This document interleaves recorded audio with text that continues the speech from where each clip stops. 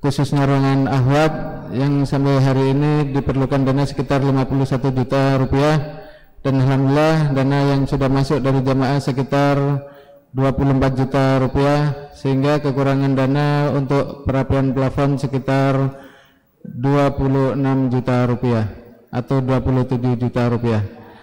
Dan selanjutnya insya Allah setelah perapian plafon maka lantai 1 akan ditutup full dan akan diadakan pemasangan AC sejumlah 6 unit dengan kapasitas 2 PK sekitar 6 unit dengan keperluan dana sekitar 45 juta.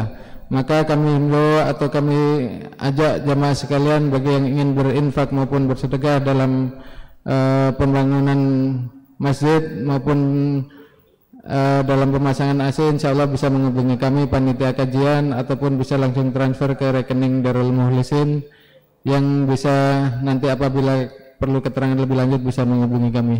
Demikian maklumat yang bisa kami berikan. Kami ucapkan jazakumullah khairan katsiran.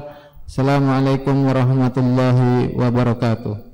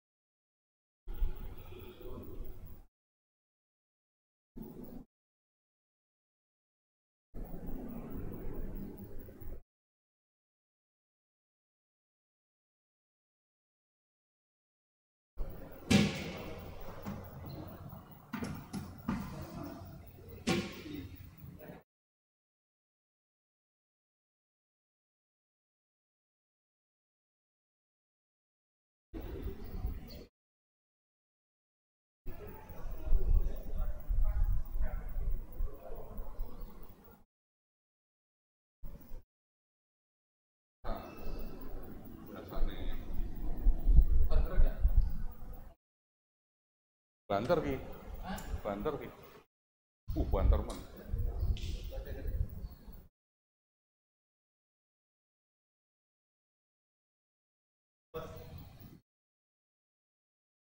Hah?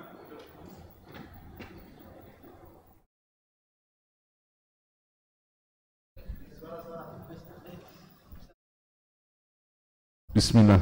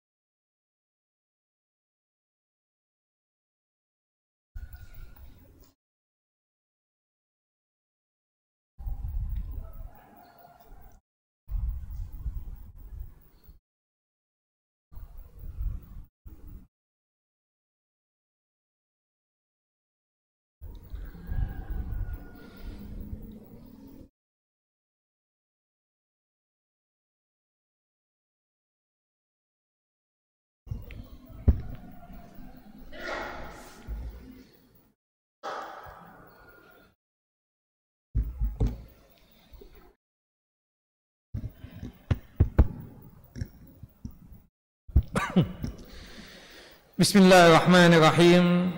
Assalamualaikum warahmatullahi wabarakatuh. Innal hamdalillah nahmaduhu wa nasta'inuhu wa nastaghfiruh wa na'udzu billahi min shururi anfusina wa min sayyiati a'malina.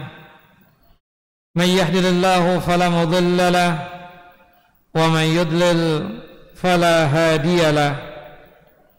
Asyhadu an la ilaha illallah wahdahu la syarika lahu wa asyhadu anna Muhammadan abduhu wa rasuluh. Wa laqad qala Allah ta'ala fil Qur'an al-'azim, ya ayyuhalladzina amanu ittaqullaha haqqa tuqatih wa la tamutunna illa wa antum muslimun. وقال الله تعالى أيضا في سورة الإسراء ولا تقربوا الزنا إنه كان فاحشة وساء سبيلا. وقال النبي صلى الله عليه وسلم من حديث أبي هريرة رضي الله عنه: ثلاث لا يكلمهم الله ولا ينظر إليهم يوم القيامة ولا يزكيهم ولهم عذاب أليم: شيخ زان وملك كذاب وفقير مختال. أما بعد، فإن أصدق الحديث كتاب الله وخير الهدى هدى محمد صلى الله عليه وسلم وشر الأمور محدثاتها وكل محدثة بدعة وكل بدعة ضلالة وكل ضلالة في النار. إخواني وأخواتي في الدين، أعزني وأعزكم الله. Bapak dan Ibu yang dimuliakan oleh Allah Jalla wa Ala, alhamdulillah, pada kesempatan kali ini kita kembali berjumpa dan bersua di tempat yang mulia ini, fi baitin min buyutillah, di rumah Allah, di antara rumah-rumah Allah Jalla Jalaluh yang ada di muka bumi ini, untuk tujuan ta'ammuk dan tafaqquh fid din, untuk tujuan memperdalam din Allah dan agama Allah Jalla Jalaluh. Dan ini adalah satu kenikmatan yang sangat luar biasa yang kita dapatkan. Tidak semua muslimin, tidak semua muslimat mendapatkan nikmat sebagaimana yang kita dapatkan pada kesempatan kali ini. Doa kita dan harapan kita kepada Allah Jalla Jalaluh, semoga apa yang kita lakukan ini terhitung sebagai amal saleh kita dan terhitung sebagai mizan hasanat kita, timbangan amal kebajikan kita ketika kelak terjadinya pengadilan Allah Jalla wa Ala di padang mahsyar.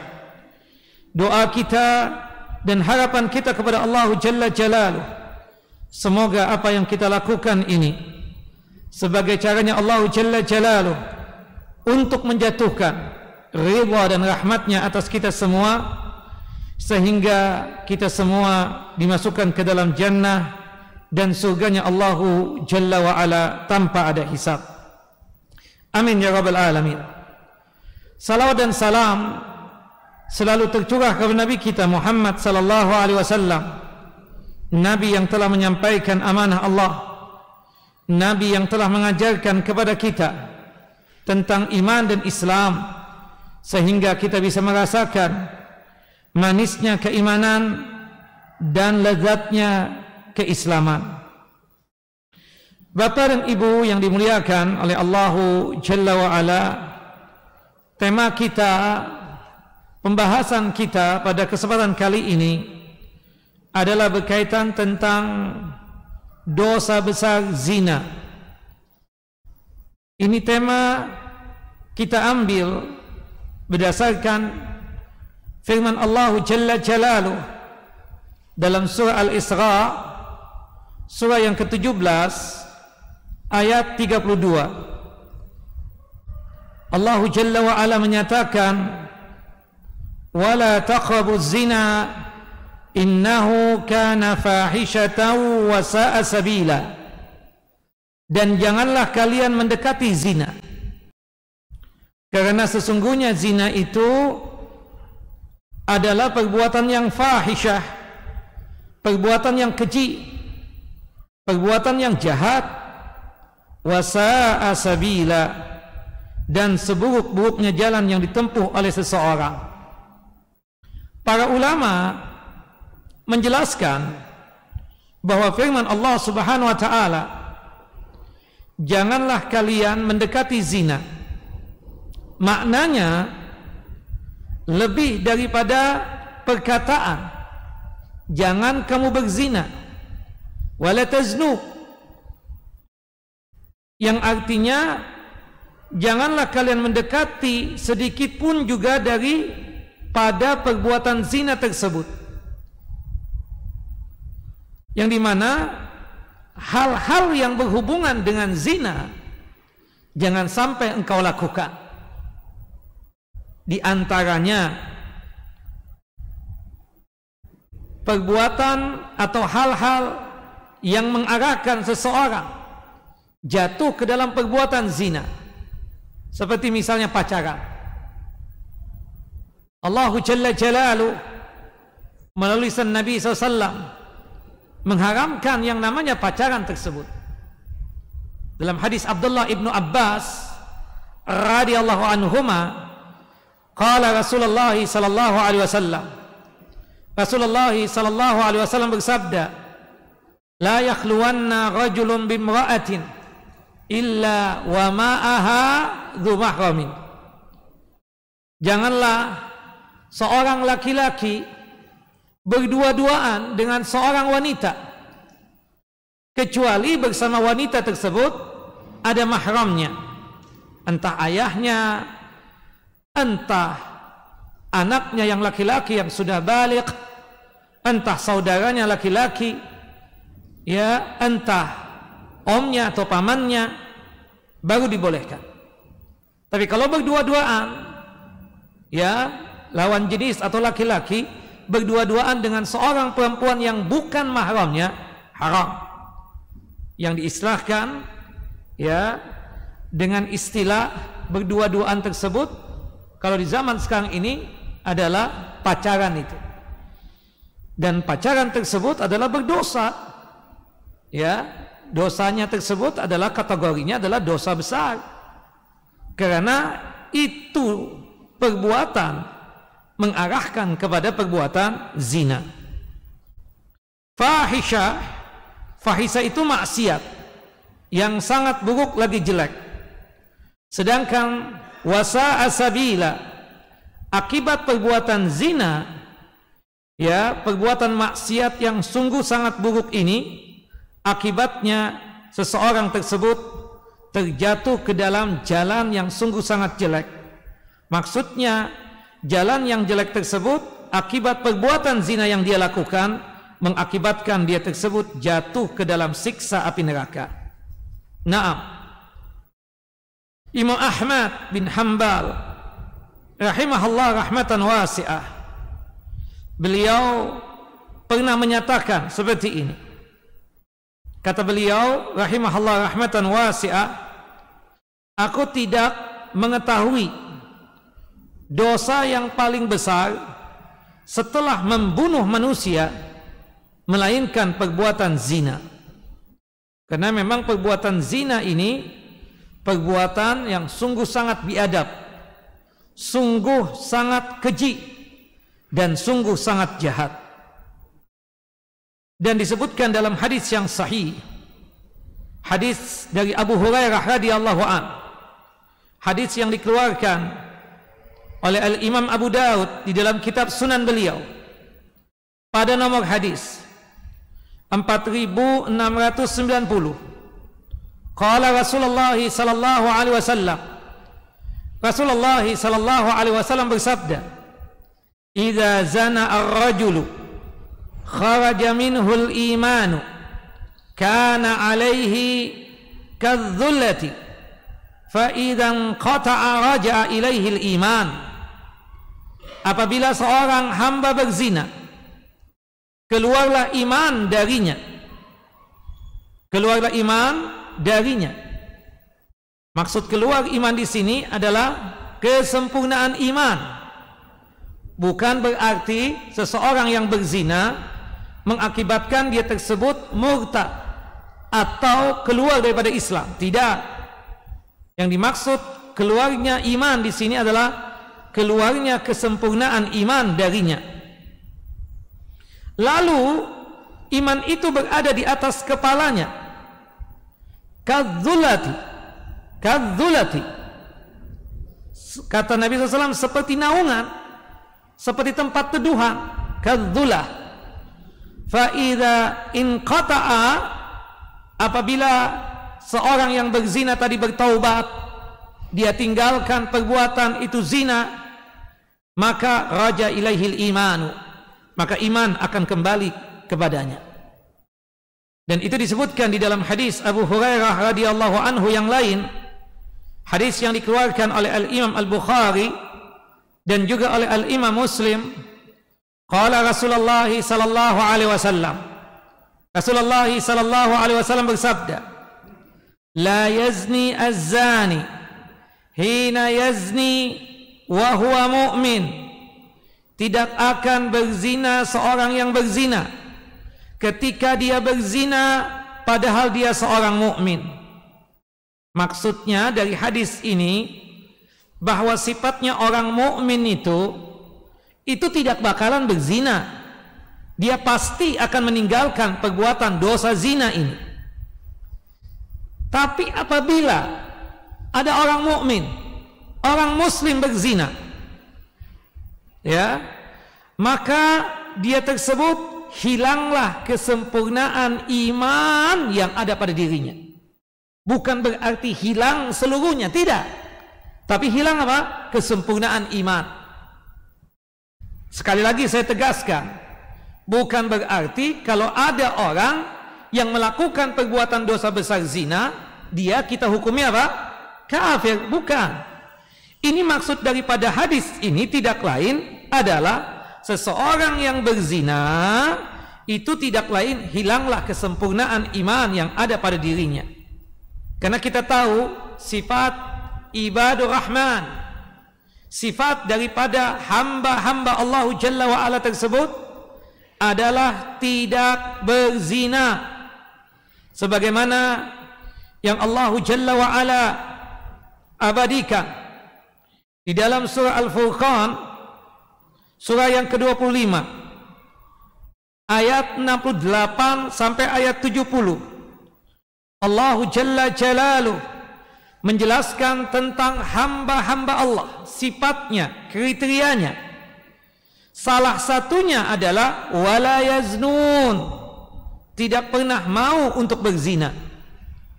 Dan sifatnya orang yang beriman kepada Allah Jalla wa'ala, sebagaimana yang Allah Jalla wa'ala firmankan di dalam surah Al-Mu'minun, surah yang ke-23 ayat 1 sampai ayat 7, disebutkan pada ayat yang kelima sampai ayat yang keenam, sifat orang yang beriman itu adalah walladzina hum li furujihim hafizun. Mereka orang-orang yang beriman tersebut selalu menjaga syahwat-syahwat mereka. Orang yang beriman tersebut selalu memelihara kemaluannya. Syahwatnya, kemaluannya hanya ditempatkan di tempat yang halal, yaitu kepada pasangannya, suami istri.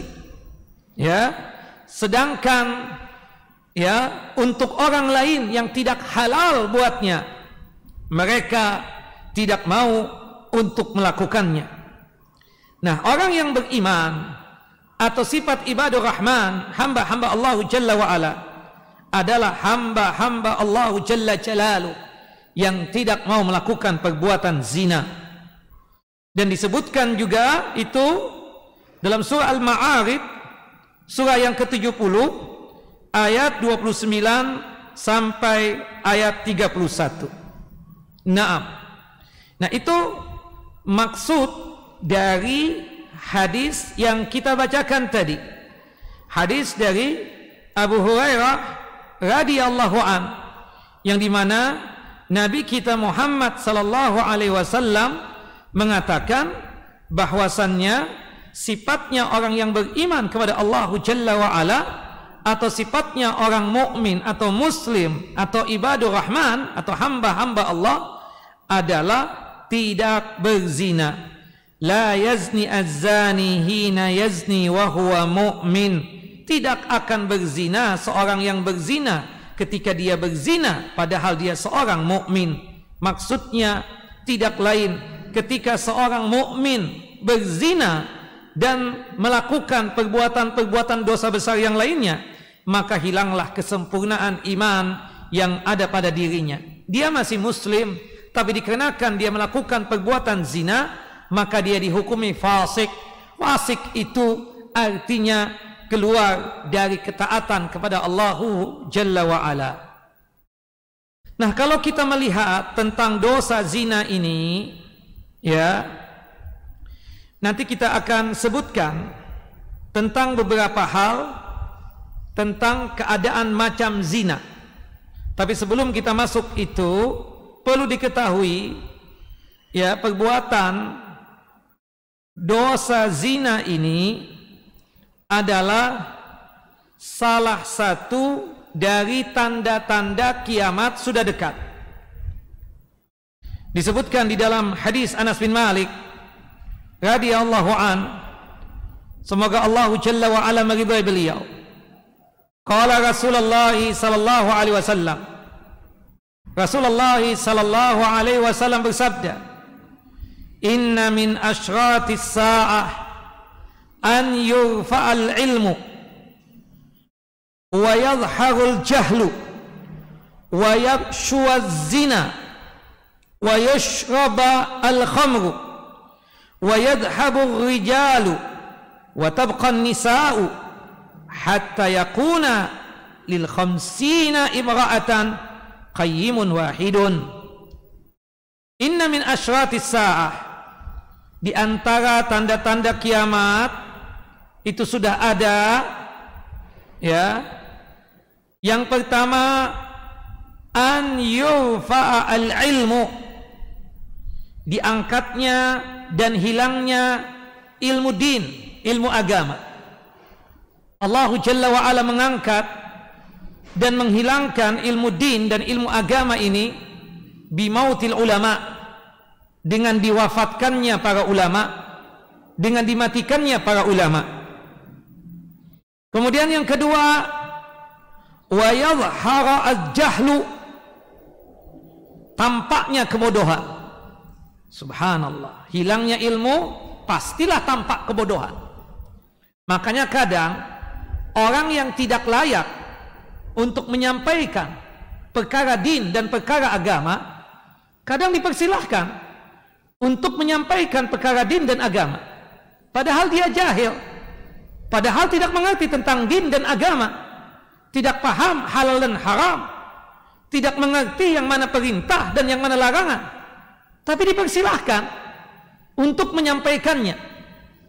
Padahal kita tahu ini orang jahil, tidak mengerti syariat, tidak mengerti hukum-hukum.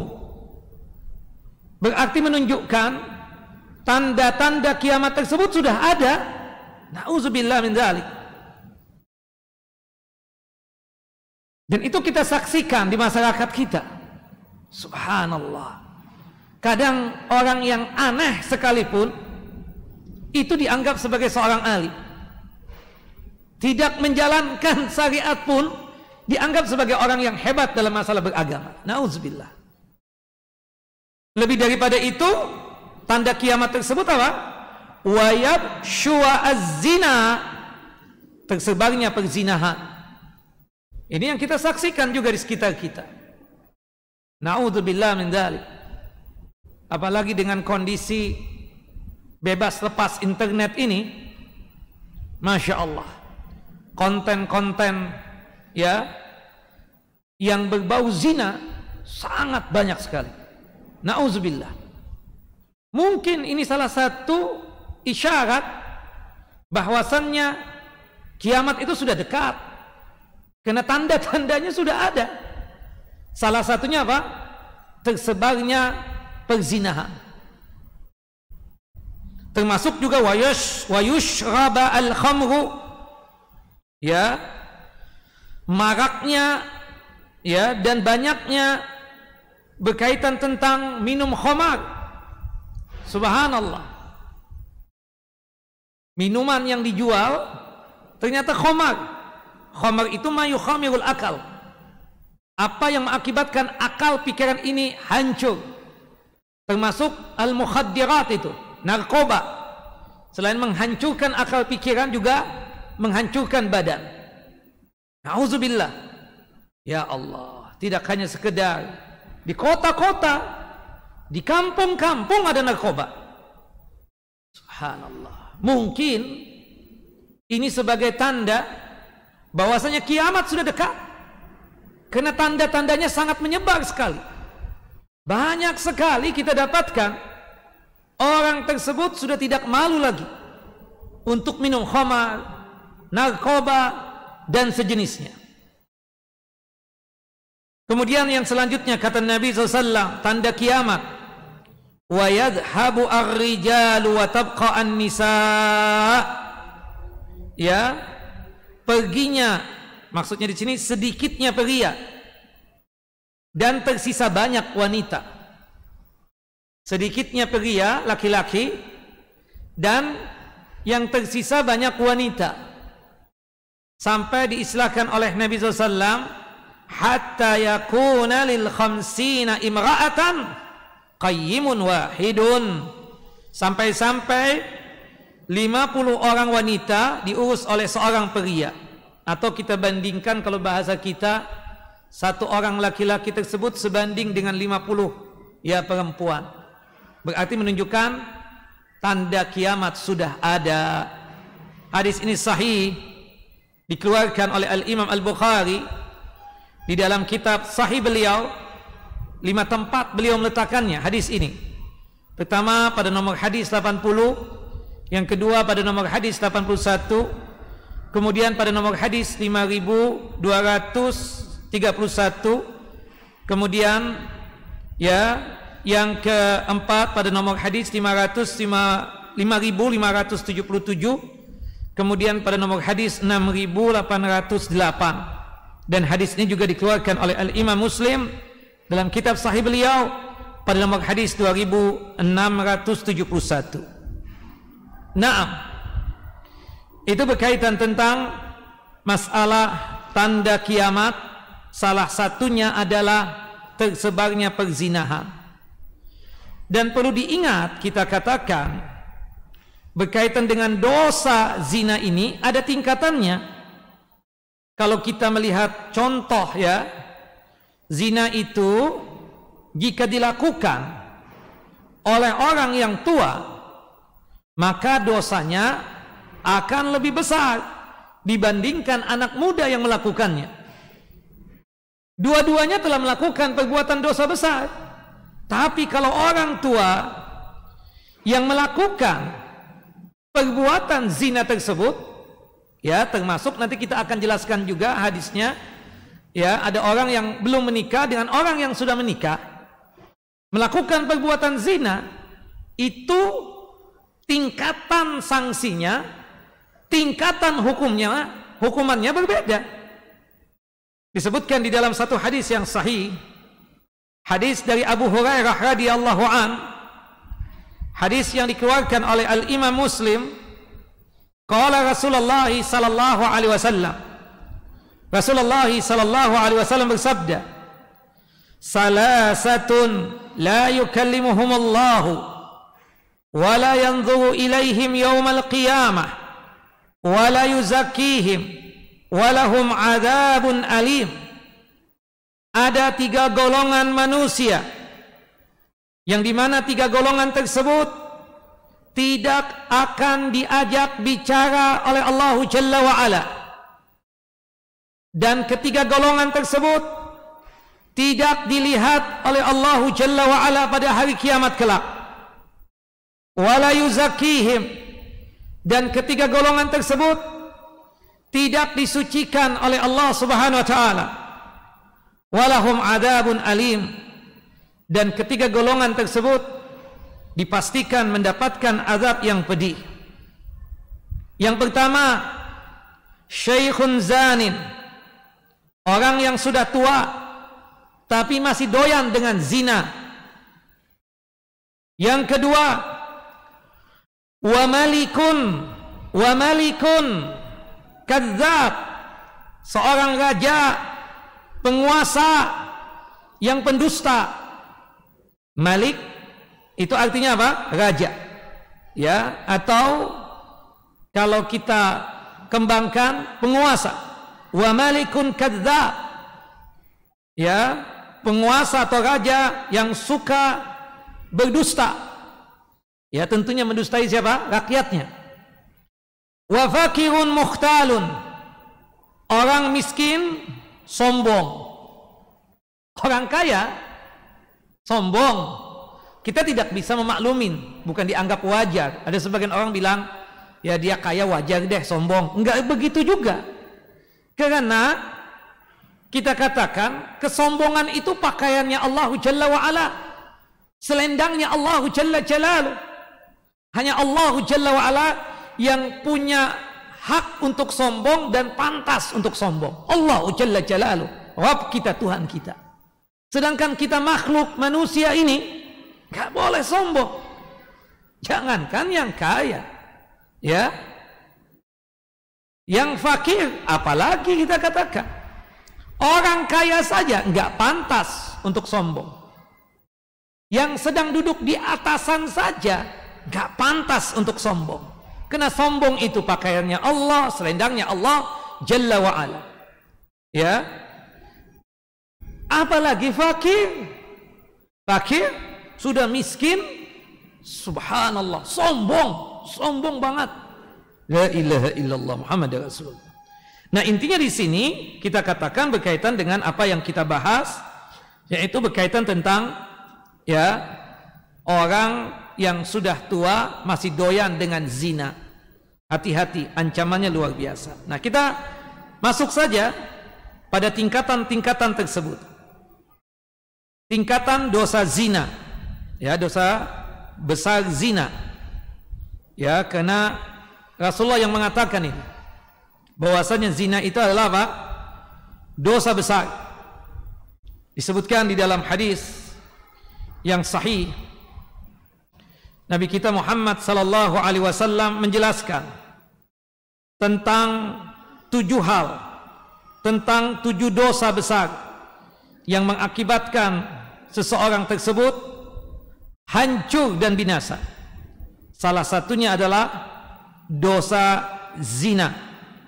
Nah, tingkatan dosa besar zina ini kita katakan itu bertingkat-tingkat sesuai dengan kerusakannya, sesuai dengan mafsadahnya.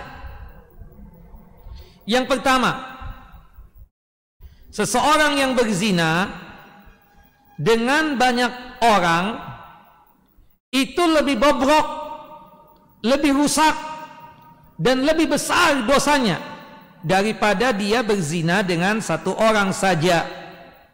Ada 2 orang nih, ada A dan B. Si A ini udah berzina dengan 100 orang perempuan, sedangkan si B ini baru 1 orang perempuan. Yang 100 orang yang pernah dia zinai ini tentu lebih besar dosanya, lebih bejat akhlaknya, ya, lebih hina kelakuannya, dan hukumannya, sanksinya lebih berat ketimbang yang berzina, ya, dengan 1 orang perempuan misalnya. Dua-duanya dosa besar, tapi untuk dalam sudut hukum tentu sanksinya lebih besar yang berzina dengan lebih daripada 1 orang tersebut. Nah, Kemudian selanjutnya, yang kedua, tingkatan yang kedua, seseorang yang berzina secara terang-terangan itu lebih bobrok, lebih rusak, lebih jahat, lebih keji daripada berzina secara sembunyi-sembunyi. Ya, kita tahu ada manusia kadang tentang kelakuan dia berzina itu dia ceritakan sama orang lain. Ini tidak lain kita katakan apa? Dia menginfokan, menghabarkan tentang perbuatan zina yang dia lakukan. Sudah ditutup oleh Allah Jalla wa'ala, tahu-tahu dia ceritakan. Ini sama saja dia tersebut berzina secara terang-terangan. Atau mungkin di tempat yang terbuka, yang di situ dilihat oleh manusia, dia melakukan perbuatan itu zina. Ada orang juga berzina, dia tahu itu dosa besar, makanya dia lakukan secara sembunyi-sembunyi. Tidak ada yang tahu. Di kotanya seperti orang baik dia itu, tapi setiap kali keluar kota, setiap kali keluar negeri, melakukan perbuatan itu zina. Nggak ada orang, makanya kita lihat nih orang nggak pernah mau ditemani untuk berjalan safar misalnya, nggak mau. Kenapa? Oh, ternyata memang ada niatan untuk melakukan perbuatan maksiat. Karena kalau ada teman, takutnya rahasia dia terbongkar, makanya dia suka betul kalau jalan sendirian. Makanya kita nggak boleh tuh, ya, jalan sendirian safar kecuali darurat, ya, itu nggak boleh. Berdua makruh, sunnahnya itu paling tidak melakukan safar, ya, 3 orang lah paling tidak, kecuali ada hajat dan alasan kenapa mengakibatkan dia sendirian. Nah kemudian ada 2 manusia, si A sama si B. Si A ini, ya, berzina secara terang-terangan. Orang semua tahu dia doyan dengan zina. Ini orang sembunyi-sembunyi. Kita tahu nih orang juga doyan begitu. Cuma dia nggak pernah ngomong. Dia nakal nggak di kotanya, di kampungnya nggak. Nakalnya di mana? Di luar. Di luar dari daerahnya. Nah tentu yang lebih berat hukumannya yang mana? Yang terang-terangan. Jangankan di luar kota, di kampungnya dia melakukan itu. Nah ini terang-terangan. Ini kita katakan apa?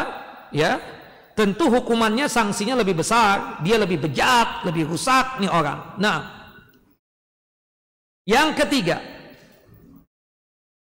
seseorang yang berzina dengan wanita yang sudah bersuami. Oh ini affair, ini selingkuh. Mau laki mau perempuan zaman sekarang, subhanallah, perselingkuhan tuh kayak hobi. Nauzubillah, ya. Seseorang yang berzina dengan wanita yang bersuami itu lebih bobrok, lebih rusak dan lebih besar dosanya daripada dia berzina dengan wanita yang tidak bersuami. Ya, dosa yang dia lakukan sama berzina, tetapi A melakukan perzinahan dengan seorang wanita yang ada suaminya, sedangkan si B berzina dengan perempuan yang tidak ada pasangannya, tidak ada suaminya. Yang mana yang lebih bobrok? Yang lebih bejat? Ya, yang pertama, yang berzina dengan seorang perempuan yang ada pasangannya, yang ada suaminya. Disitulah nanti apa? Perbuatan permusuhan, ya, bahkan kezaliman yang luar biasa, sampai nanti ada bunuh-bunuh akibat apa tadi? Perselingkuhan tadi itu. Nauzubillah min dzalik. Makanya dikatakan oleh seorang sahabat Nabi sallallahu alaihi wasallam, Sa'ad bin Ubadah radhiyallahu an, beliau berkata, sekiranya aku melihat seorang pria, seorang laki-laki bersama dengan istriku. Subhanallah, bersama dengan istriku. Aku akan segera mengambil pedang dan aku tebas lehernya itu laki-laki. Subhanallah. Lalu perkataan tersebut didengar oleh Rasulullah SAW. Kemudian Rasulullah SAW bersabda, "Ata'jabuna min ghirati Sa'din atau ghairati Sa'din min ghirati Sa'din?" Apakah kalian heran dengan rasa cemburu yang ada pada Sa'ad bin Ubadah radhiyallahu an? Kata Nabi SAW, "La ana aghyaru minhu." Aku ini lebih pencemburu, kata Nabi SAW, ketimbang Sa'ad bin Ubadah. Wallahu aghyaru minni. Dan Allahu Jalla Jalaluh itu lebih cemburu lagi daripada aku. Subhanallah. Apa cemburunya Allah Jalla Jalaluh? Apa cemburunya Allah Jalla Jalaluh? Disebutkan di dalam hadis yang lain, innallaha yagharu wa innal mu'min yagharu wa ghiratullahi ay ya'tiyal mu'minu ma harrama alaihi. Allah itu ya cemburu. Cemburunya Allah sesuai dengan kebesaran dan keagungan Allah Jalla wa ala. Orang mukmin itu harusnya memiliki rasa ghirah, rasa cemburu. Dan ketahuilah, rasa kecemburuan Allah Jalla wa ala itu akan muncul dan timbul ketika seorang hamba mukmin melakukan apa-apa yang diharamkan oleh Allah Jalla Jalaluh. Ada yang maksiat, ada yang melanggar perintah Allah, ya, atau tidak melaksanakan perintah Allah, melanggar larangannya. Di situ Allah Jalla wa ala cemburu. Ya, di situ Allah Jalla Jalaluh cemburu. Nah, maka oleh sebab itu ikhwan wa akhawati fid din, a'azani wa a'azakumullah, sebagai seseorang yang punya pasangan, sangat wajar kita tersebut memiliki rasa ghirah, rasa cemburu. Ketika pasangan kita tersebut misalnya bersenang ria dengan seorang yang berlawanan jenis dengan dia. Wajar ibu-ibu cemburu dengan antum sebagai suaminya. Ketika antum merasa senang berhadapan dengan seorang perempuan yang bukan mahram antum, bukan siapa-siapa antum, cekakak cekikik ini dan itu, ya, wajar istri antum cemburu. Ya, seorang laki-laki juga wajar cemburu ketika seorang istrinya ya terlalu bebas bergaul dengan laki-laki, dianggap biasa-biasa saja. Na'udzubillah, summa na'udzubillah. Naam. Dan Rasulullah SAW mengatakan ketika khutbah ya al-kusyuf, yaitu gerhana matahari, dikatakan oleh Nabi SAW, ya ummat Muhammadin, wahai umat Muhammad SAW, wallahi ma min ahadin aghyaru minallahi an yazniya abduhu atau tazniya amatahu. Ya, tidak ada yang lebih cemburu daripada Allah Jalla wa ala jika hambanya yang laki-laki atau yang perempuan melakukan perbuatan zina. Kenapa? Karena perbuatan zina itu maksiat. Dan Allah Jalla wa ala ketika melihat di antara kita ini melakukan maksiat, Allah marah dan Allah Jalla Jalaluh cemburu. Naam. Baik.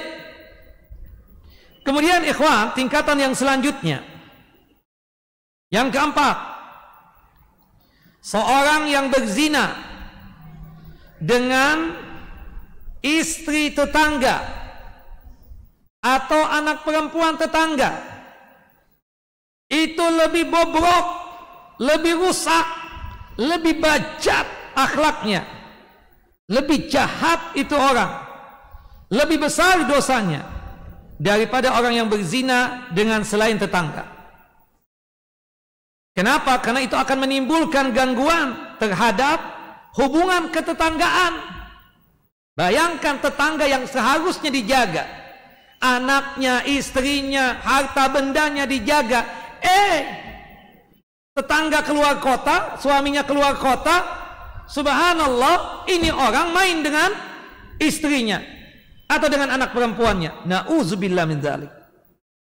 Makanya dalam hadis Abdullah ibnu Mas'udin radhiyallahu an qala, berkata Abdullah ibnu Mas'ud, sa'altu Rasulullah sallallahu alaihi wasallam ayu dzambi a'zam, dosa apa yang paling besar ya Rasulullah?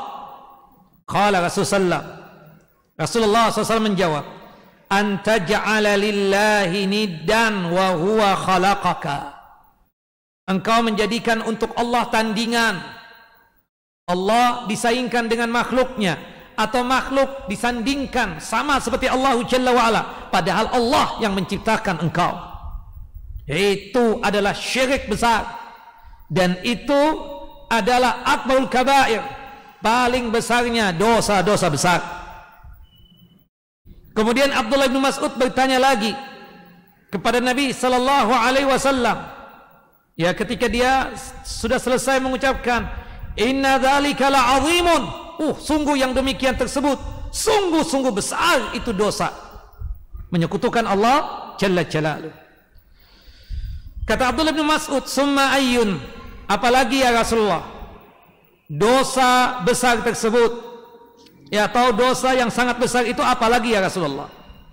Qala Rasulullah, an taqtula waladaka makhafata an yat'ama ma'aka, engkau membunuh anakmu dikarenakan khawatir dan takut itu anak ikut serta makan bersamamu. Subhanallah, termasuk aborsi, ya. Itu adalah dosa yang sangat besar, membunuh jiwa yang Allah Jalla wa'ala haramkan untuk dibunuh. Yang ketiga, summa ayyud, apalagi ya Rasulullah? Qala antuzaniya halilata jarika, engkau berzina dengan istri tetanggamu. Subhanallah, ini dosa paling besarnya, dosa besar. Naam.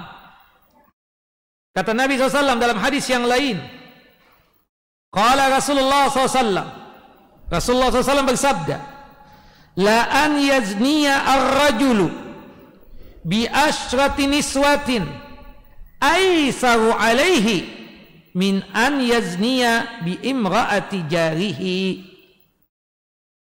Seseorang laki-laki berzina dengan 10 orang wanita, itu masih lebih ringan dosanya ketimbang dia berzina dengan istri tetangga.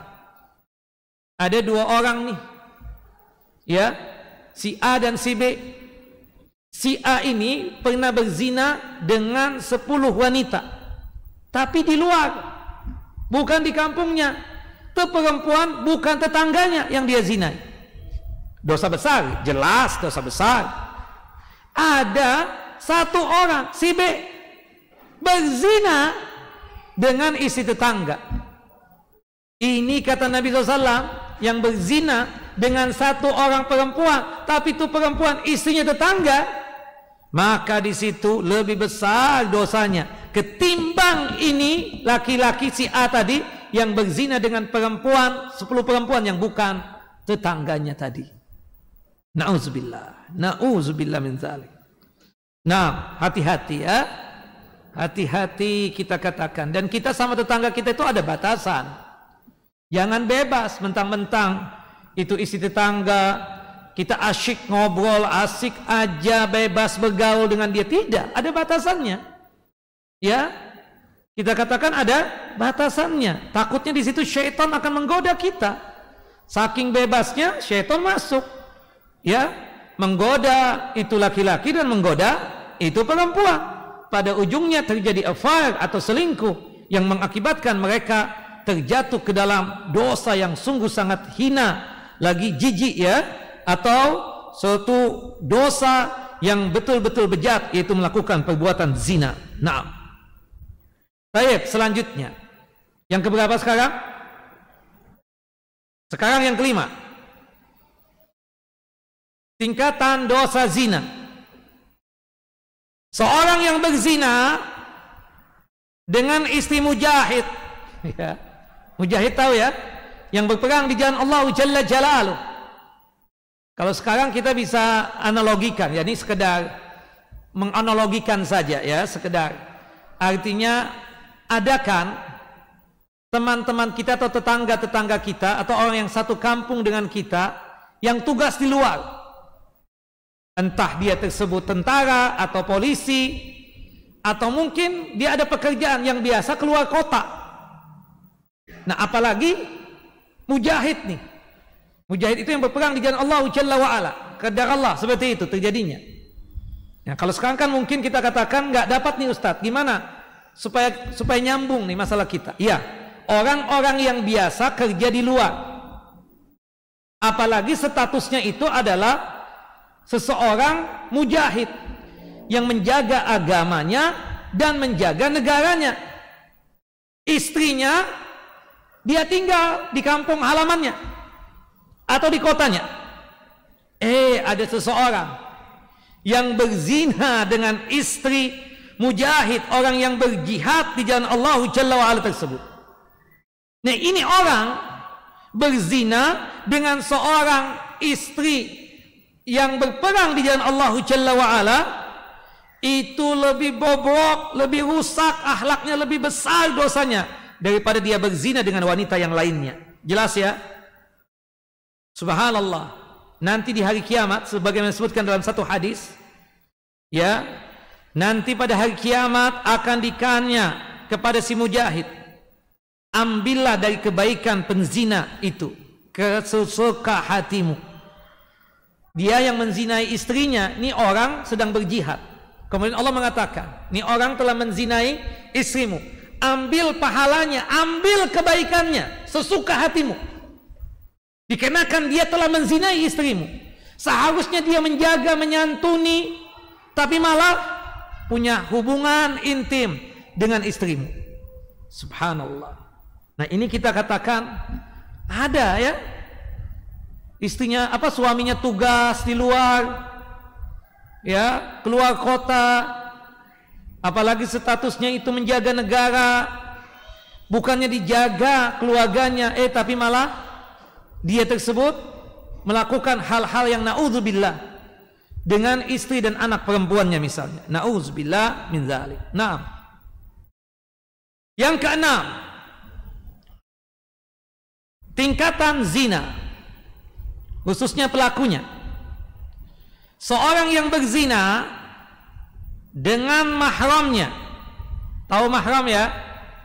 Mahram itu seseorang yang haram kawin dengan kita. Kalau status kita laki-laki, itu perempuan haram kawin dengan kita. Siapa dia? Ibu kita, ya, kakak kita yang perempuan, adik kita yang perempuan, bibi kita, baik bibi dari saudara ayah ataupun bibi dari saudara ibu, mahram. Nenek kita, baik nenek dari jalur ayah ataupun jalur ibu, itu mahram. Termasuk keponakan kita yang perempuan, itu mahram. Atau sebaliknya, kalau dia perempuan, mahramnya siapa? Ya, ayahnya, saudara dia laki-laki, entah abang atau adiknya yang laki-laki, itu mahram. Atau omnya, pamannya, baik dari jalur ayahnya ataupun ya ibunya. Keponakan dia yang laki-laki mahram, cucunya yang laki-laki mahram, seperti itu. Mahram itu artinya apa? Seseorang yang haram kawin dengan kita, bukan muhrim. Ini istilah yang salah muhrim itu. Muhrim itu artinya apa? Laki-laki yang pakai kain ihram, itu muhrim. Bukan muhrim, salah, kita ganti itu bahasanya. Bukan mahram ya, maaf ibu-ibu, bukan mahram. Ya, bukan mahram, bukan ya mahram. Artinya istilah yang benar, seseorang yang haram kawin dengan kita mahram namanya, bukan muhrim. Ya, subhanallah. Ada enggak seseorang yang berzina dengan mahramnya sendiri? Ada. Yang sering terjadi apa? Berkaitan dengan mahram ini, berzina dengan anak tirinya. Pernah nggak dengar? Subhanallah. Iya, dengan anak tirinya sendiri berzina. Banyak masuk koran-koran tuh biasanya. Ya. Atau berzina dengan istri ayahnya sendiri. Ada enggak? Abahnya udah tua nih, 70, tapi berhubung ayahnya Masya Allah fulusnya kayak tisu, comot ada lagi, dapat anak perempuan umur 18 tahun. Anaknya iri nih, abah bisa dapat 18, anak agak dapat, kata dia. Subhanallah. Nah itu kan kalau misalnya istrinya abahnya dia, berarti apa statusnya? Ibu tiri. Mahram gak ibu tiri? Mahram. Sebatas akad saja, qadarullah misalnya nih, abahnya menikah dengan seorang perempuan yang umur 18 tahun tadi. Habis akad nikah, qabiltu nikahaha wa tazwijaha bi bahrin mazkur, aku terima nikahnya dan kawinnya sebagaimana mahar yang tersebut. Aku terima nikahnya dan kawinnya fulanah binti fulan dengan mahar yang tersebut. Habis mengucapkan ijab dan qabul, qaid, meninggal dunia. Boleh nggak anak laki-lakinya menikah itu perempuan? Nggak boleh. Meskipun belum dukhul, meskipun belum masuk kamar, meskipun belum hubungan intim, sekedar akad sudah haram jadi ibu tirinya itu. Ya kan, nggak boleh digantikan peran pengganti, nggak boleh. Abah udah meninggal, belum dukhul juga, baru akad nikah, nggak boleh, haram. Ya, haram yang demikian, seperti itu. Beda kalau sebaliknya. Beda kalau sebaliknya. Misalnya antum zuwat atau kawin dengan janda. Si janda ternyata punya anak perempuan, antum nggak tahu nih. Setelah akad nikah baru antum tahu, ya, dia punya anak perempuan yang lebih cantik daripada dia. Belum dukhul nih, belum sekamar, belum hubungan intim, belum mahram berarti. Karena anak tiri antum baru mahramnya antum kalau sudah apa?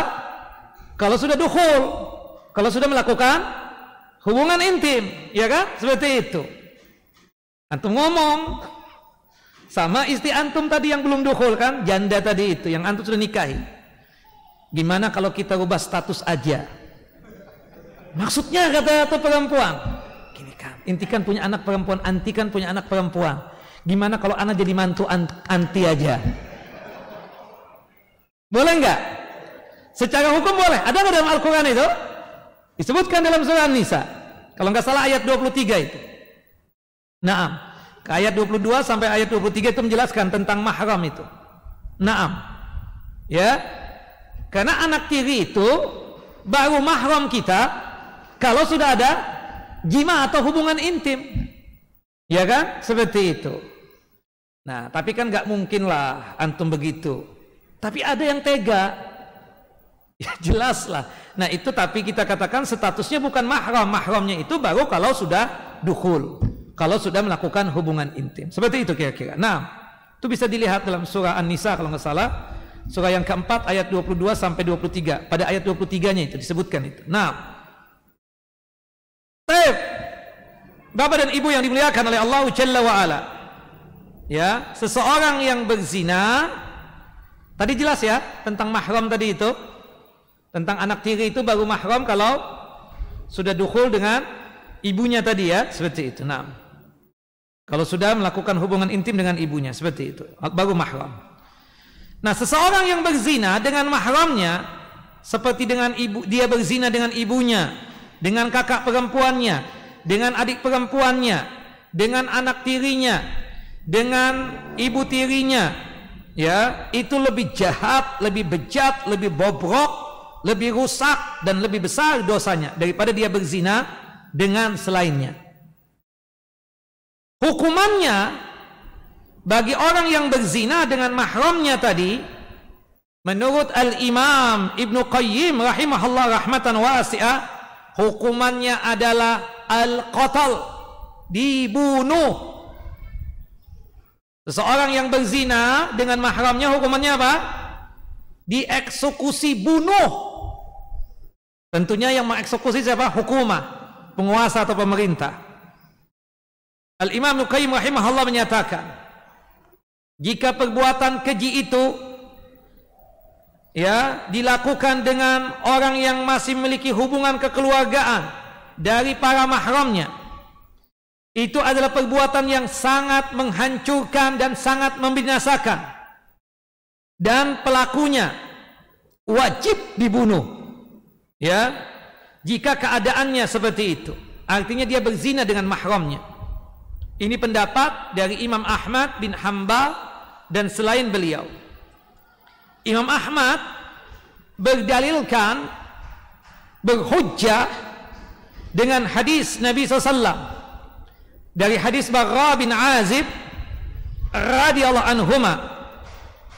Barra bin Azib bertutur dan bercerita, aku pernah bertemu dengan pamanku Khali, paman dari jalur ibu, namanya Abu Bardah. Namanya siapa? Abu Bardah. Ini pamannya lagi ngangkat bendera. Orang kalau ngangkat bendera itu sebagai isyarat ada tugas khusus dari Nabi kita Muhammad sallallahu alaihi wasallam. Bahwa bin Azib tahu, nih pamannya Abu Bardah punya tugas dari Nabi sallallahu alaihi wasallam. Ya ammu, tugas apa yang antum emban dari Nabi sallallahu alaihi wasallam? Dan mau kemana antum ini? Kata Abu Bardah, kata pamannya tersebut, aku telah diutus oleh Nabi Muhammad sallallahu alaihi wasallam untuk memenggal leher seorang laki-laki ya yang telah berzina dengan istri bapaknya sendiri, yaitu apa? Ibu tiri. Nah, aku disuruh oleh Nabi SAW untuk mencari seorang laki-laki untuk aku penggal lehernya, dikarenakan itu laki-laki berzina dengan ibu tirinya sendiri. Nauzubillah min dzalik. Nah, dan ini hadis sahih kita katakan. Nah, itu hukumannya ya. Bayangkan mahram wajib dijaga malah dizinai. Nauzubillah. Termasuk anak tiri itu mahram. Tapi tadi yang saya sebutkan ya, mahramnya itu kalau sudah apa? Kalau sudah dukhul kan seperti itu. Naam. Ya jelas ya seperti itu. Walhasil. Tapi beda dengan status istrinya ayah ya. Hatta baru akad juga sudah ibu tiri kita. Meskipun ayah belum dukhul misalnya kan seperti itu. Sebagaimana yang Allah nyatakan di dalam Al-Quran dan surah An-Nisa ayat 22 itu. Nah, baik. Kemudian kita tingkatkan lagi berkaitan dengan masalah zina ini, berkaitan dengan waktu, tempat dan kondisi. Ternyata dosa zina ini juga bertingkat-tingkat sesuai dengan waktu dan tempat dan kondisinya. Berkaitan dengan waktu. Kita tahu di dalam 12 bulan ini ada bulan suci, ada bulan yang penuh dengan keberkahan. Bulan yang suci ada berapa? Bulan haram ada 4 yang Allah Jalla wa Ala sebutkan dalam surah At-Taubah, surah yang ke-9 ayat 36. Ya, inna iddati syuhuri indallahi 12 syahran fi kitabillah yauma khalaqas samawati wal ard minha arba'atun hurum.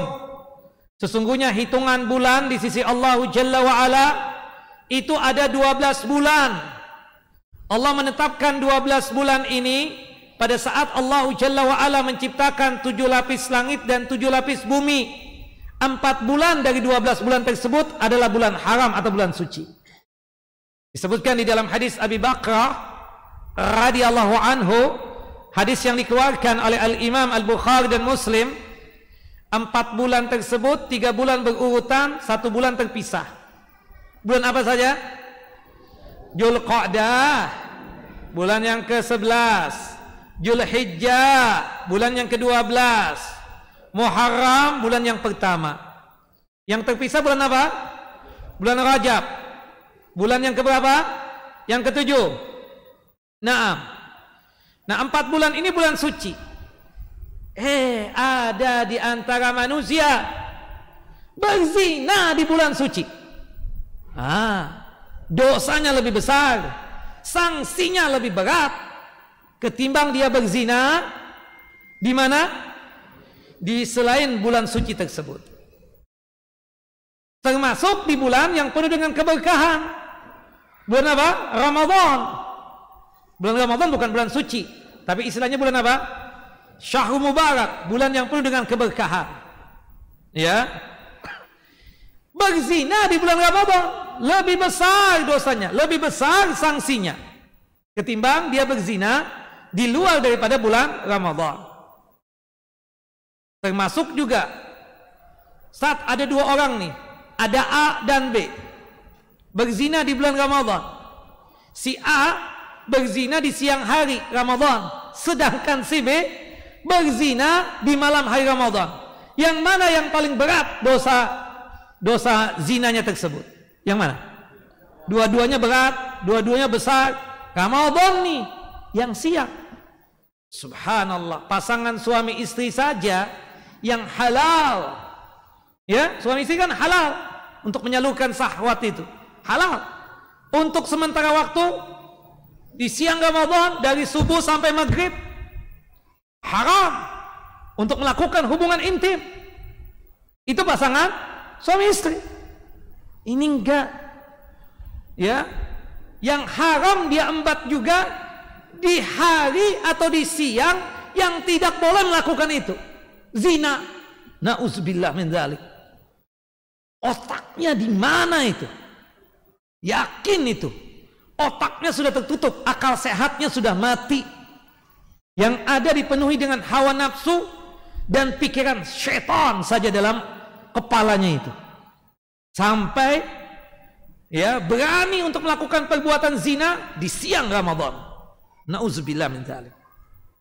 Di malam hari juga berzina, dosa besar, hukumannya berat, kita katakan seperti itu. Nah, ini berkaitan dengan apa? Waktu. Termasuk juga berkaitan dengan tempat. Subhanallah, bulannya bulan suci, melakukan zina di tanah suci, janjiannya di Masjidil Haram. Na'udzubillah min dzalik. Oh, mungkin ada yang begitu. Saya rasa ada.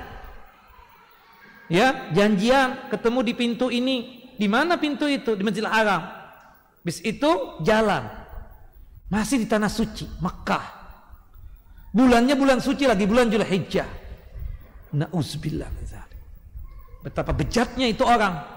Betapa bejatnya itu laki-laki, betapa bejatnya itu perempuan. Na'udzubillah min dzalik.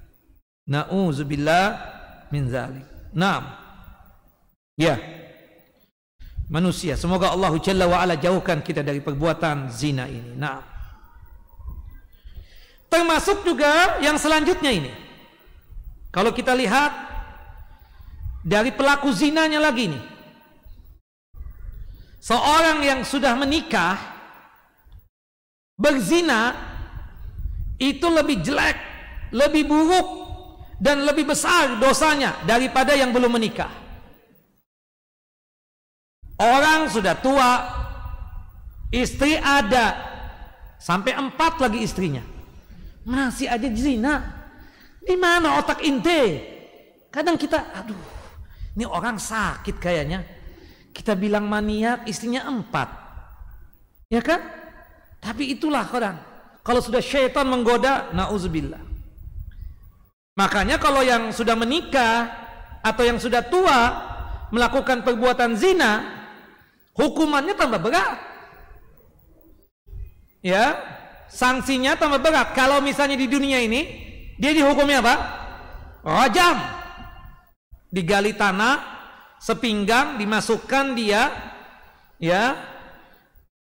Kemudian kita datang hadir bawa batu besar lagi tajam, langsung kita timpukkan ke kepalanya atau badannya, dan kita yang menimpukkan batu tersebut kepada itu orang yang telah berzina, yang sudah menikah tadi, ya, subhanallah, tidak boleh ada rasa kasihan kepada dia sampai mati, ya, kita timpukkan dia dengan batu. Kenapa? Allah Jalla wa Ala sudah halalkan tuh perempuan, sampai 4 perempuan lagi halal buat dia. masih doyan dengan zina. Nauzubillah. Sudah tua kan? Sudah tua itu kan harusnya memikir apa? Kematian, akhirat. Ini enggak. Doyan dengan zina. Nauzubillah.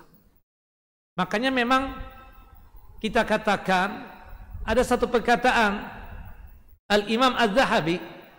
Nanti kan ada tuh belajar apa? Al-Kabair, kumpulan dosa-dosa besar. Will become ya. Bukan ana yang ngajar, ada ustadz lain, beliau yang tahu.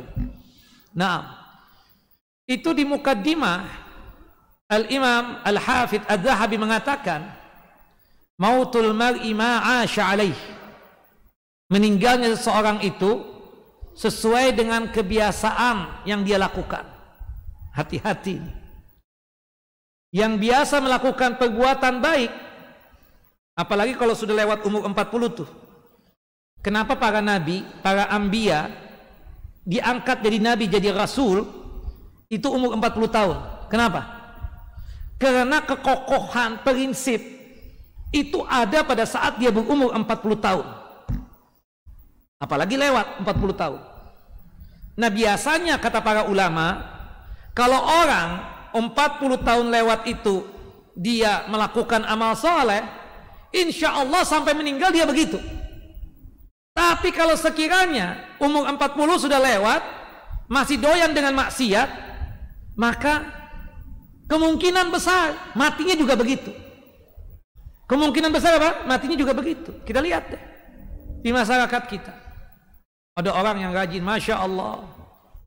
Ya, dia melakukan puasa nih Pak, Masya Allah. Senin Kemis. Sudah hampir 20 tahun kali. Ya salah, meninggalnya begitu. Ketika lagi puasa, dia merasa nggak sakit, dia kuat puasa, bukan memaksakan dia. Tapi qadar Allah, pas waktu dia puasa hari Kamis dia meninggal.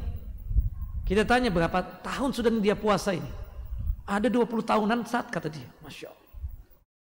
Ada yang meninggal dalam kondisi sholat, ada yang meninggal di kajian, ada yang meninggal dia lagi melakukan kebaikan. Tapi kan banyak juga yang meninggal melakukan maksiat.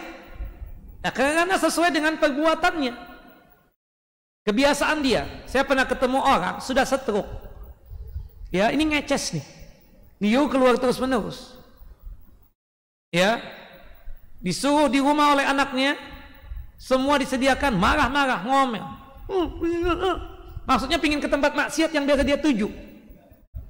Gak diajak anaknya, marah-marah. Akhirnya suatu hari anaknya nggak kuat.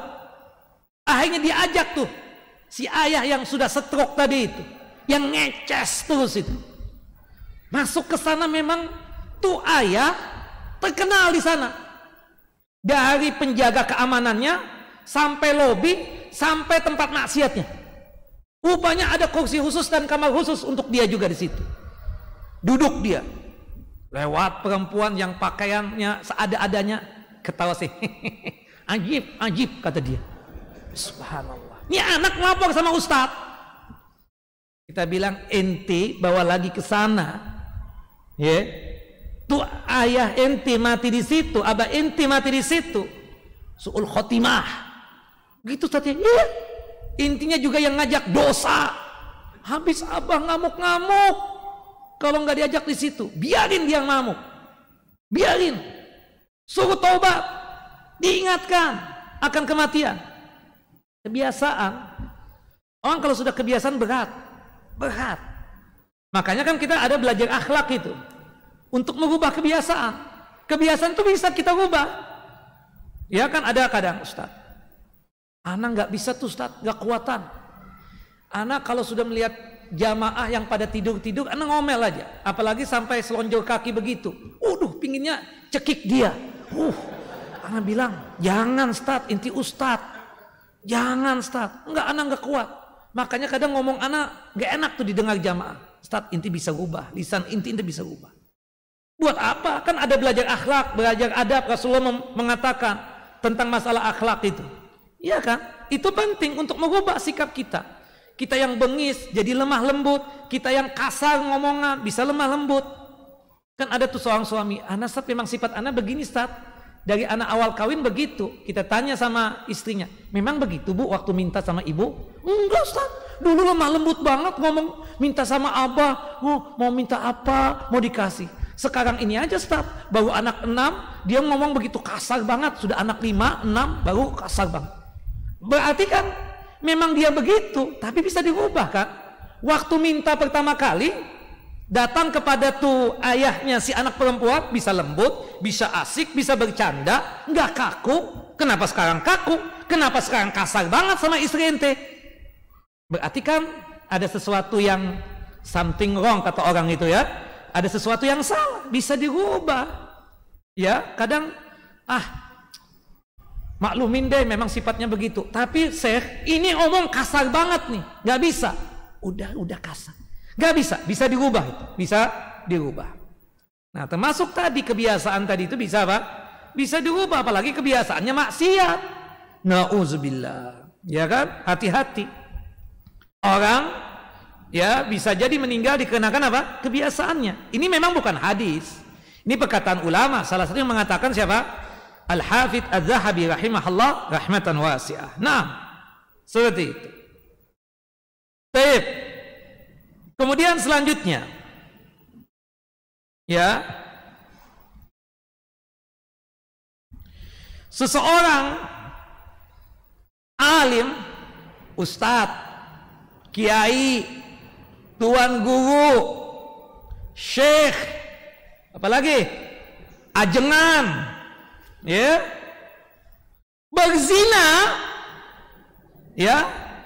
Lebih besar dosanya, lebih berat hukumannya ketimbang orang yang bodoh, orang yang awam. Hati-hati. Masa sih Ustadz zina? Masa sih? Ya ada aja kan. Dia seharusnya ngonyomin masyarakat, ngonyomin santriwatinya, ternyata affair dengan santriwatinya sendiri. Na'udzubillah min dzalik. Makanya kita juga lihat-lihat nih. Pesantren misalnya, naruh anak perempuan di sekolahan itu, ini gimana, aman gak nih? Aman. Siapa musyrifahnya, ya kan? Siapa penjaganya? Siapa yang mengawasinya? Perlu tahu dong. Ini anak perempuan masalahnya. Kita kan takut juga. Nah, orang kan percaya dengan kita nih, Ustaz, anak titipkan deh ya. Subhanallah, kan dititipkan oleh para wali, ya, para orang tuanya. Malah dia melakukan hal yang na'udzubillah tadi. Hati-hati ini. Ustadz kan harusnya lebih paham dong, lebih mengerti. Wajar dong kita lebih kesel. Kenapa Pak? Dia kan ustadz, kok melakukan itu sih? Seharusnya kan dia lebih mengayomi dong. Seharusnya dia dong yang menghindarkan kita dari perbuatan maksiat ini. Malah dia yang melakukan itu. Ya kan seperti itu. Wallahu a'lam bishawab. Nah jadi sekali lagi, orang alim, entah ustadz, entah kiai, atau orang yang berilmu, syekh dan lain sebagainya, kalau melakukan perbuatan zina, itu lebih besar dosanya daripada orang yang awam. Kemudian yang selanjutnya ini, yang berapa? 9 kali ya. Talabatul ilm, penuntut ilmu agama, kayak antum, kayak bapak dan ibu ini.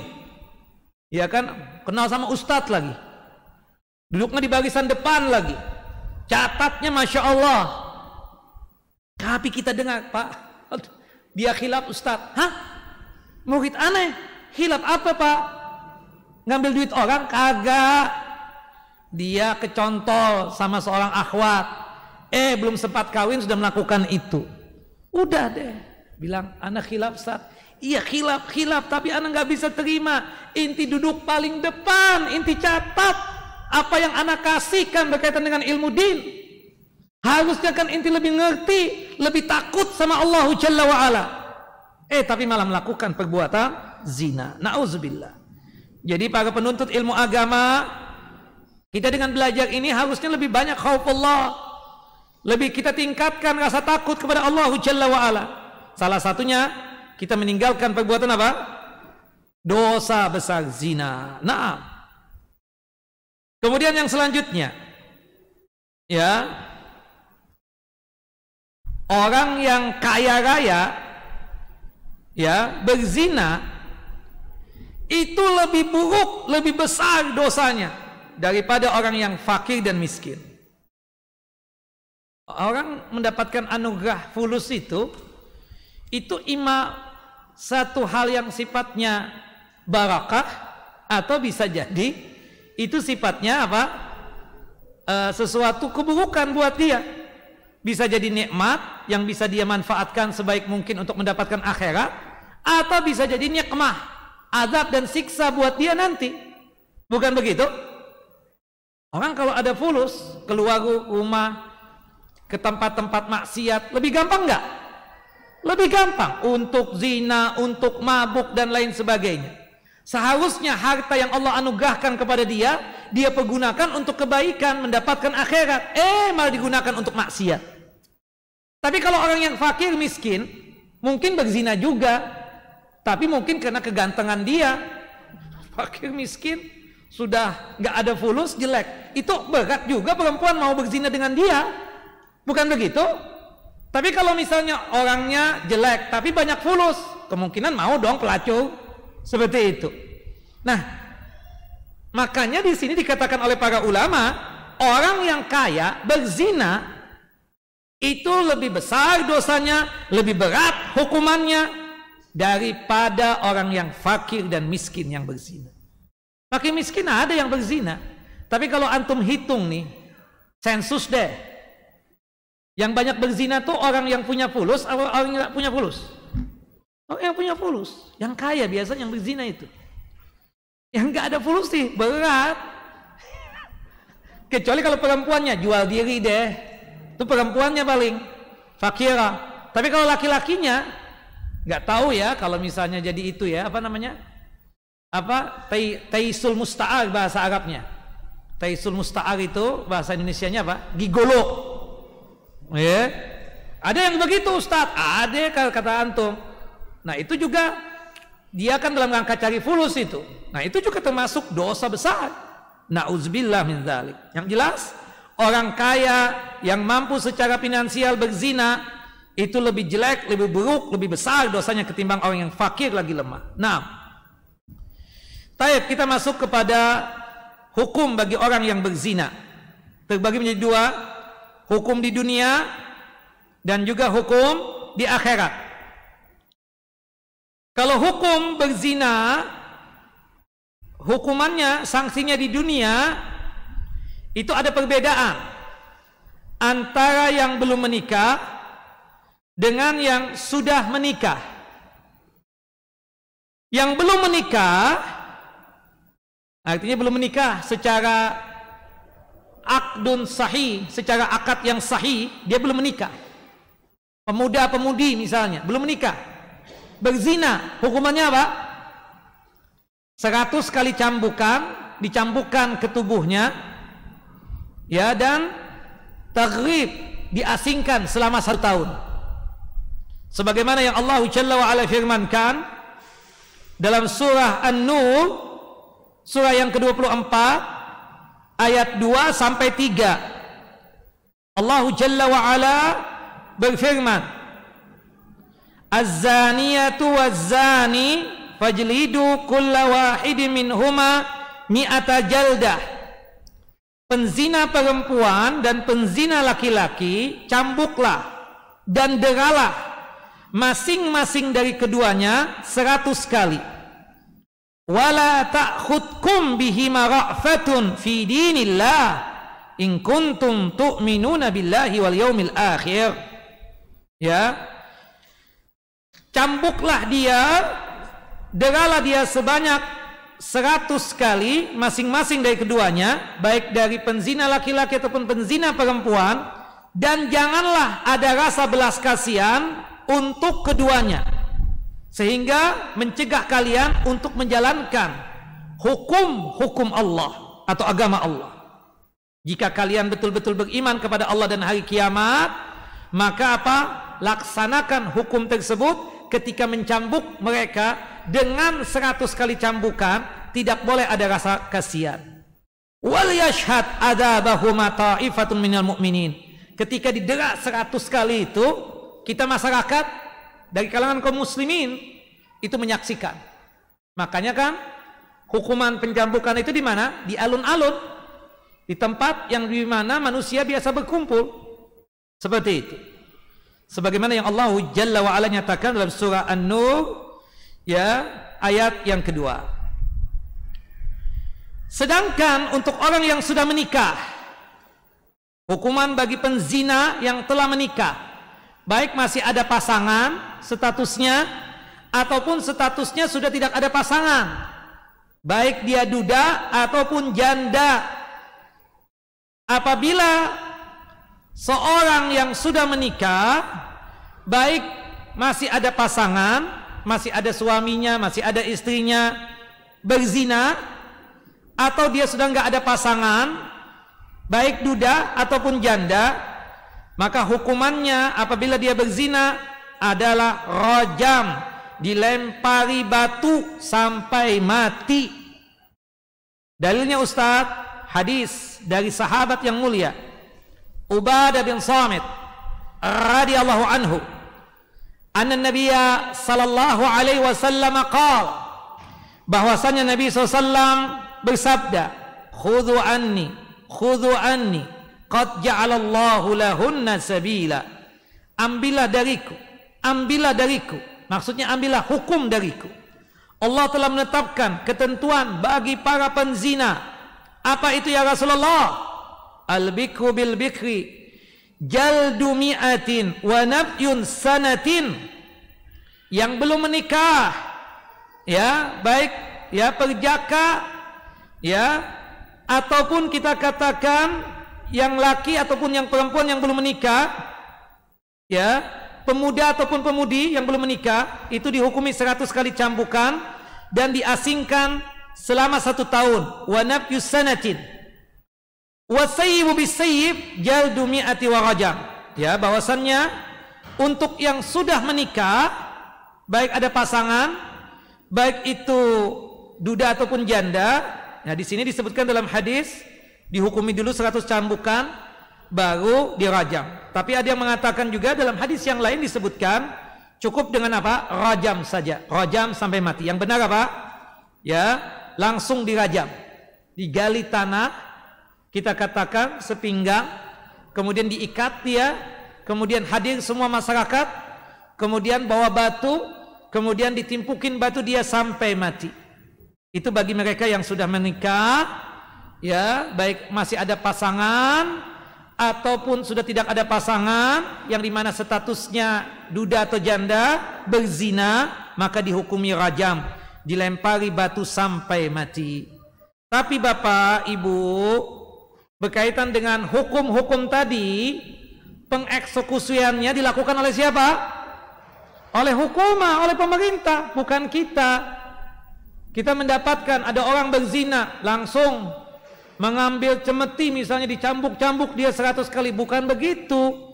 Yang menjalankan hukum ini, yang menegakkan hukum ini, yang mengeksekusi siapa? Hukumah, pemerintah atau penguasa. Seperti itu, bukan kita ya. Termasuk masalah apapun kita katakan. Nah, hukum rajam tadi dilakukan oleh yang menjalankan adalah hukumah atau pemerintah.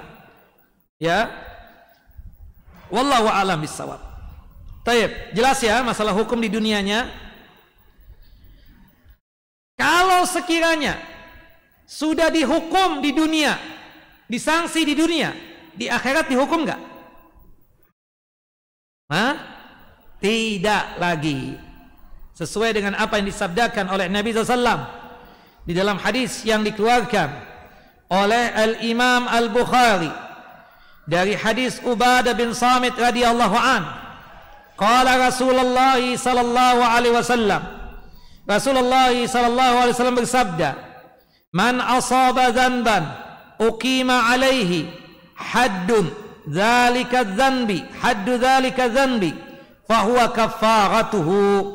Barang siapa yang melakukan satu dosa lalu ditegakkan atasnya hukumannya dan sanksinya di dunia ini atas dosa tersebut, maka hukuman itu merupakan kafarat, merupakan penebus dosa baginya.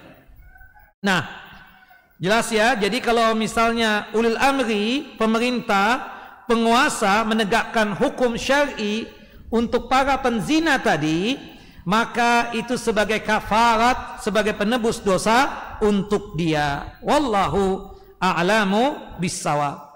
Ya. Sebagaimana juga yang terjadi dengan siapa? Seorang sahabat Nabi SAW, ya, Ma'is bin Malik, yang minta disucikan. Ya, Rasulullah tadinya nggak mau. Ma'is bin Malik datang ke Umar bin Khattab radhiyallahu an, ya, datang ke Abu Bakar sebelumnya. Dia ngaku, ana zina nih sama seorang budak perempuan. Bisa nggak ngomong sama Rasulullah agar Rasulullah SAW itu menghukumi ana? Ya, kata Nabi enggak, kata Abu Bakar As-Siddiq enggak.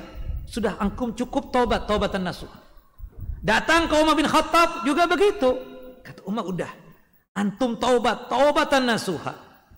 Nah, sampai pada akhirnya ada dari pihak keluarganya, ya, yang dimana pihak keluarganya tersebut yang bernama Hazal, ya, Hazal bin Yazid bin Zi'ab al-Aslami, ngomong. Si Ma'is nggak enak hati kan? Anak gimana ya? Abu Bakar bilang nggak usah, udah cukup taubat. Karena kan belum berita ini sampai ke mahkamah, kepada Rasulullah SAW. Umar juga bilang begitu. Gimana ya Hazal? Kata Hazal bin Yazid bin Zi'ab al-Aslami, datang aja ke Rasulullah. Mudah-mudahan ada ayat turun tentang engkau. Mudah-mudahan engkau terbebas. Akhirnya apa? Ma'is bin Malik datang kepada Nabi SAW sambil mengatakan, "Tahhirni ya Rasulullah, tolong sucikan aku ya Rasulullah." Kata Rasulullah SAW, "Kenapa nih antum? Apa yang harus aku sucikan?" Dia ngaku, "Minaz zina ya Rasulullah, aku telah berzina ya Rasulullah dengan seorang budak perempuan miliknya Hazal bin Yazid al-Aslami." Rasulullah mengatakan, "Udah, kamu pulang kembali ke rumahmu dan taubat," kata Nabi sallallahu alaihi wasallam. Subhanallah, baru jalan nih si siapa, Ma'is bin Malik, gak kuat lagi, kembali lagi, "Ya Rasulullah, tahhirni ya Rasulullah." Kata Rasulullah SAW, "Waihak, ya celaka engkau, irji, pulang gak? Fastaghfirillah wa tub ilaih." Udah, kamu minta ampun sama Allah, taubat sana, taubat sama Allahu Jalla wa'ala. Jalan lagi, ya, Ma'is bin Malik gak kuat lagi, kembali lagi kepada Nabi SAW. Ada sekitar 4 kali. Akhirnya Rasulullah nanya sama keluarganya, "Subhanallah, abihi junun?" Ini Ma'is bin Malik kenapa dia junun ya, gila ya, sampai seperti ini? Kata keluarganya, "Enggak, dia tokoh masyarakat kita, orang baik, pemikirannya bagus." Subhanallah. Kemudian Rasulullah nanya lagi, "Asyaribah khamra?" Ma'is bin Malik jangan-jangan negak khamar. Kemudian ada seorang sahabat yang berdiri memeriksa mulutnya. "Oh, enggak bau apa-apa." "Enggak, sehat ya Rasulullah, dia enggak mabuk." Subhanallah. Akhirnya apa yang terjadi? Ya sudah, karena terus berulang-ulang diminta ya, Rasulullah enggak kepingin. Rasulullah enggak kepingin dia tersebut dirajam, tapi ini orang pingin dirajam. Akhirnya apa?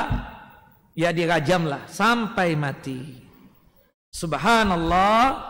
Dalam perjalanan pulang dari apa? Dari tempat perajaman tersebut, Rasulullah mendengar ada 2 orang dari kaumnya Ma'is bin Malik bercerita, gibah deh, gosipin Ma'is bin Malik. Ya, dia bilang, "Ente tahu nggak? Tuh Ma'is ketika kubulnya, khitannya masuk, ya, di khitannya budak perempuan.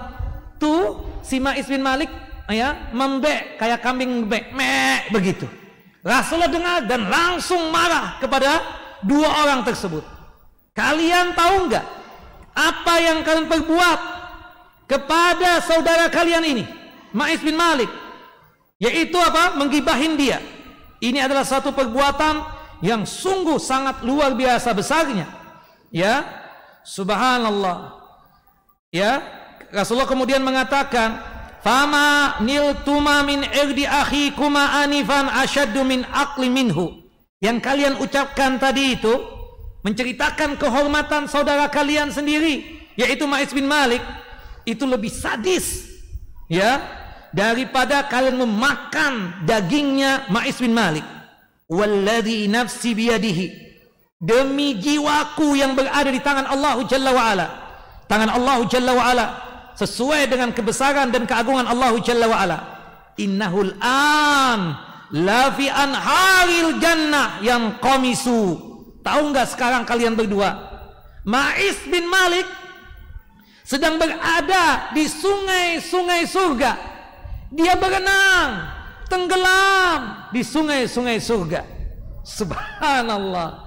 Dalam riwayat yang lain disebutkan, ya, innahu yataqallabu ala asyjaril jannah. Ya, subhanallah. Ma'is bin Malik sedang bolak-balik di pepohonan surga. Nah, termasuk sahabat yang masuk surga, Ma'is bin Malik ini. Nah, tapi kalau antum nih habis kajian jangan datang ke ustaz. Ustaz, ana dulu pernah zina, Ustaz. Ana minta dirajam dong di sini. Jangan. Udah cukup antum taubat. Ana pingin kayak Ma'is bin Malik. Itu beda. Sampai diceritakan dalam satu riwayat, Rasulullah ngomong sama dua orang tadi itu, kalau taubatnya Ma'is bin Malik diberikan kepada seluruh orang yang ada di dunia ini, maka itu akan tercukupkan semuanya. Allahu Akbar. Saking luar biasanya taubat siapa? Ma'is bin Malik radhiyallahu an. Naam. Dan Ma'is bin Malik orang yang pertama kali yang dirajam itu. Ya, dari kalangan sahabat, ya, kalangan umat kaum muslimin, yang pertama kali dirajam itu adalah siapa? Ma'is bin Malik. Naam. Setelah itu ada seorang perempuan Al-Ghamidiyah. Sama seperti itu juga kita katakan. Naam. Dan ini menunjukkan bahwasannya kalau sudah dieksekusi atau sudah dihukumi di dunia ini, itu apa? Sebagai apa? Penghapus dosa. Sebagai penghapus dosa. Jelas ya? Dan itu kita kuatkan tadi dengan hadis yang sahih dari Ubadah bin Samit radhiyallahu an, hadis yang dikeluarkan oleh Al-Imam Al-Bukhari di dalam kitab sahih beliau pada nomor hadis 3679. Naam. Dan itu yang dikatakan oleh Al-Hafidz Ibnu Hajar Asqalani, ya, beliau menyebutkan tentang hadis tadi, anna iqamatal haddi kafaratul lidzanbi walau lam yatub al-mahdud wa huwa qaulul jumhur wa qila la budda minat taubah wa bidzalika jazama ba'du tabi'in. Katanya di sini bahwasannya iqamatul had itu adalah penghapus dosa. Meskipun yang dihad, yang dihukumi, yang disangsi, yang dirajam, yang dicambuk tadi itu belum bertaubat menurut mayoritas ulama. Meskipun ada sebagian ulama yang lain mengatakan dia baru terhapuskan kalau sudah bertaubat. Tapi yang benar, yang rajih wallahu alam, pendapat mayoritas ulama, meskipun dia belum menyatakan taubat, ana bertaubat dari perbuatan zina ini, kemudian dia dirajam, ya, dirajam sampai mati, maka menurut mayoritas ulama dia tersebut, ya, terhapuskan untuk dosa zinanya tadi. Dan itu yang dikatakan oleh Al-Imam Asy-Syafi'i rahimahullah rahmatan wasi'ah. Naam, seperti itu. Baik. Kemudian kalau misalnya tidak dihukum had di dunia ini, di mana di akhiratnya nanti? Hukum para penzina itu. Tahta apa? Tahta masyiatillah, di bawah kehendak Allah Jalla wa Ala. Tapi kalau misalnya mampir ke dalam neraka, apa yang terjadi dengan dia? Disebutkan berkaitan tentang hukum di dunia, di akhirat nanti, sebagaimana yang disebutkan di dalam hadis Samurah bin Jundub radhiyallahu anhu. Rasulullah SAW bercerita ketika Isra dan Mi'raj, ya, dalam hadis Samurah bin Jundub radhiyallahu anhu, kata Nabi, pantalakna fa'ataina ala misli tanur. Lalu kami, kata Nabi Muhammad, ditemani oleh malaikat, pergi kemudian mendatangi suatu tempat mirip pembakaran atau tungku atau alat penggorengan yang besar.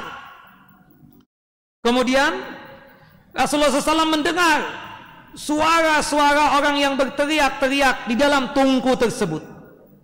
Ya, suaranya gaduh dengan teriakan seperti orang yang ketakutan. Kemudian fattala'na fihi fa idza fihi rijalun wa nisaun uratun. Ditampakkan siapa tuh orang-orang yang teriak yang berada di dalam tungku yang besar tadi itu. Ya, di dalam pembakaran yang besar tadi itu, tempat pembakaran yang besar tadi. Ternyata ada laki-laki dan perempuan bugil, telanjang semua.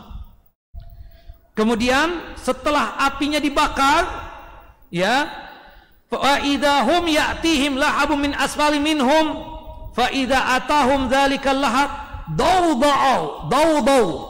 Ketika api sudah dibakar, mereka teriak-teriak ketakutan. Nabi Muhammad bertanya kepada dua malaikat yang membawa beliau, "Mahaula, siapa nih mereka ini?"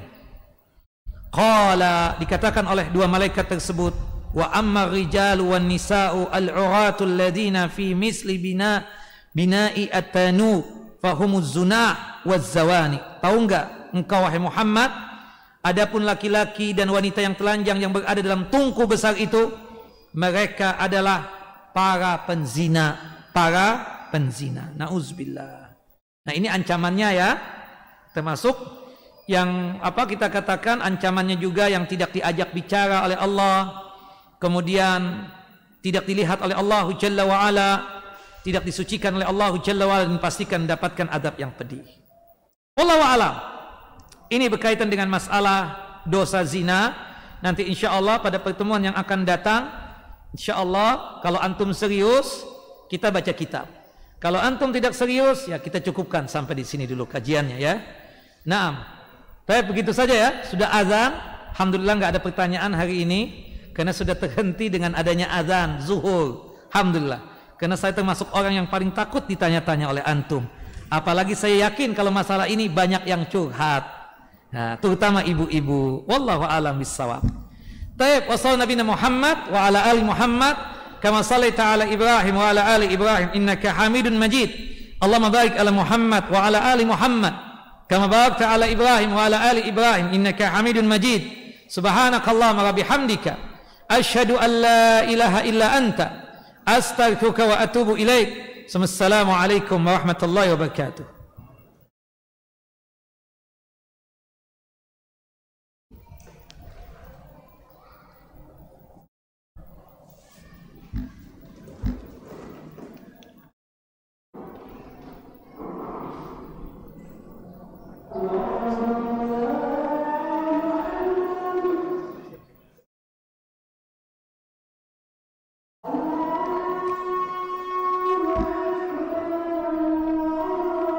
Berapa?